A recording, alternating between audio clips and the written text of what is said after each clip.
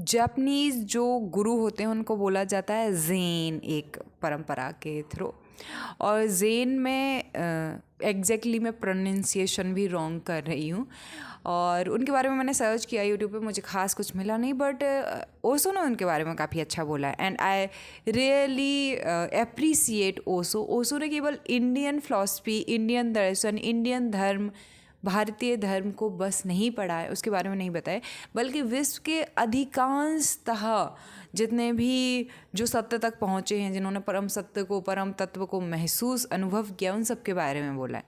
तो क्योंकि वो पूरा ज़ेन, सूफ़ी ज़ेनों के बारे में जितना भी कहा है वो इंग्लिश में कहा है, तो मैं उसका हिंदी में मतलब कि एग्जैक्टली पढ़ के जानना चाहती हूँ, क्योंकि मेरी जो हार्ट लैंग्वेज है वो हिंदी है। मैं इंग्लिश समझ पाती हूँ बट मैं खोती हिंदी में ही हूँ। तो एक बार की बात है, एक जैन नान गुरु थे, तो एक प्रोफेसर उनसे मिलने के लिए आए, तो वो दोनों बैठे थे और वो जो गुरु थे उन्होंने उस पर मतलब कि चाय देना उनको स्टार्ट किया, और तब तक डालते रहे जब तक प्रोफेसर ने खुद कह दिया बस करिए, भर गया है। तो मतलब कि यहाँ पे आप जैन को कैसे देख सकते हैं, ऐसा किसी ने पूछा मतलब कि ओशो से। तो ओशो ने कहा आप मतलब कि एग्जैक्टली मैं बोल देती हूँ, जापानी गुरु नान इन ने एक दर्शन शास्त्री प्रोफेसर को अपने प्रवचन दिए। चाय परोसते हुए नान इन ने अपने अतिथि का प्याला भरा और लगातार डालते रहे। प्रोफेसर तब तक चाय को छलकते हुए देखते रहे जब तक कि वे खुद को रोक नहीं पाए। रुकिए, प्याला भर गया है, अब और नहीं, नानिन ने कहा। इस प्याले की तरह आप भी अपने विचारों और अटकलों से भरे हुए हैं। जब तक आप अपना प्याला खाली नहीं करेंगे, मैं आपको जैन कैसे दिखा सकता हूँ। तो फिर ओशो से किसी ने कहा कि अब इसके बारे में आप बताइए। तो ओशो कहते हैं कि आप नान इन से भी अधिक खतरनाक व्यक्ति के पास आए हैं, यानी कि वो खुद की बात कर रहे हैं ओशो, क्योंकि खाली प्याला काफ़ी नहीं है, प्याले को पूरी तरह से तोड़ना होगा। खाली होने पर भी यदि आप वहाँ हैं तो आप परिपूर्ण हैं, यहाँ तक कि शून्यता भी आपको भर देती है। अगर आपको लगता है कि आप खाली हैं तो आप बिल्कुल भी खाली नहीं हैं, आप मौजूद हैं, केवल नाम बदला है। अब आप खुद को शून्यता कहते हैं। प्याला काफ़ी नहीं है, इसे पूरी तरह तोड़ना होगा। अब आप नहीं होते तभी चाय आप में डाली जा सकती है। जब आप नहीं होते तभी चाय डालने की कोई ज़रूरत नहीं होती। जब आप नहीं होते तभी संपूर्ण अस्तित्व बहने लगता है। संपूर्ण अस्तित्व हर आयाम से, हर दिशा से वैसा बन जाता है। अब आप नहीं होते तभी दिव्यता होती है। कहानी सुंदर है। यह एक दर्शन शास्त्री के प्रोफेसर के साथ होना ही था। कहानी कहती है कि एक दर्शन शास्त्री नानिन आए। वे शायद गलत कारणों से आए होंगे, क्योंकि एक दर्शन शास्त्री अपने स्वभाव से हमेशा गलत ही होता है। दर्शन का अर्थ है बुद्धि, तर्क, चिंतन, वाद विवाद, और यही गलत होने का तरीका है। क्योंकि यदि आप वाद विवाद करते हैं तो आप अस्तित्व से प्रेम नहीं कर सकते। वाद विवाद एक बाधा है। यदि आप वाद विवाद करते हैं तो आप बंद हो जाते हैं। संपूर्ण अस्तित्व आपके लिए बंद हो जाता है। आप खुले नहीं होते हैं। संपूर्ण अस्तित्व को आप बंद कर देते हैं। अस्तित्व भी आपके लिए खुला नहीं होता है। जैसा आप करेंगे वैसा अस्तित्व भी आपके साथ करेगा। जब आप वाद विवाद करते हैं तो आप अपनी बात पर जोर देते हैं। अभिकथन हिंसा है, आक्रामकता है, और सत्य को आक्रामक मन से नहीं जाना जा सकता। हिंसा से सत्य की खोज नहीं की जा सकती। सत्य का ज्ञान केवल प्रेम में ही हो सकता है, लेकिन प्रेम में कभी वाद विवाद नहीं होता। प्रेम में वाद विवाद नहीं हो सकता क्योंकि उसमें आक्रामकता नहीं है। और याद रखिए, वह व्यक्ति केवल दर्शन शास्त्र का प्रोफेसर ही नहीं था, आप भी वही हैं। प्रत्येक व्यक्ति का अपना दर्शन है और प्रत्येक व्यक्ति अपने तरीके से प्रोफेसर है, क्योंकि आप अपने विचारों का प्रचार करते हैं, उन पर विचार करते हैं। आपके मत और अवधारणाएं हैं, और इन्हीं मत और अवधारणाओं के कारण आपकी आंखें मंद हैं, वे देख नहीं सकती हैं। आपका मन मूर्ख है, वह जान नहीं सकता। विचार मूर्खता को जन्म देते हैं, क्योंकि जितना अधिक विचार होते हैं मन उतना ही बोझिल हो जाता है। और बोझिल मन कैसे जान सकता है सत्य को? जितने अधिक विचार होते हैं वह दर्पण पर जमी धूल के समान होते हैं। दर्पण कैसे प्रतिबिंबित कर सकता है? दर्पण कैसे परिवर्तित कर सकता है? आपकी बुद्धि विचारों उस धूल से ढकी हुई है। आपकी जो बुद्धि है वो विचारों के उस धूल से ढकी हुई है, जिससे और वह व्यक्ति जो राय रखता है वह मूर्ख और मंद बुद्धि ही होता है। इसलिए दर्शन शास्त्र के प्रोफेसर लगभग हमेशा मूर्ख होते हैं।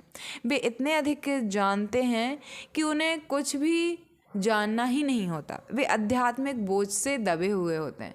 वे आकाश में उड़ नहीं सकते, उनके पंख नहीं हो सकते, और वे अपने दिमाग में इतने डूबे रहते हैं कि उनकी जड़ें धरती में नहीं जम सकती। वे ना तो धरती से जुड़े हैं और ना ही आकाश में उड़ने के लिए स्वतंत्र हैं। अब यहाँ पे मैं भी कहना चाहती हूँ, मैं जब ज़्यादातर लाइव लेने की कोशिश करती हूँ, बहुत सारे लोग मुझसे आकर सवाल पूछना स्टार्ट कर देते हैं, जैसे कि मैंने बहुत सब कुछ पढ़ रखा हो।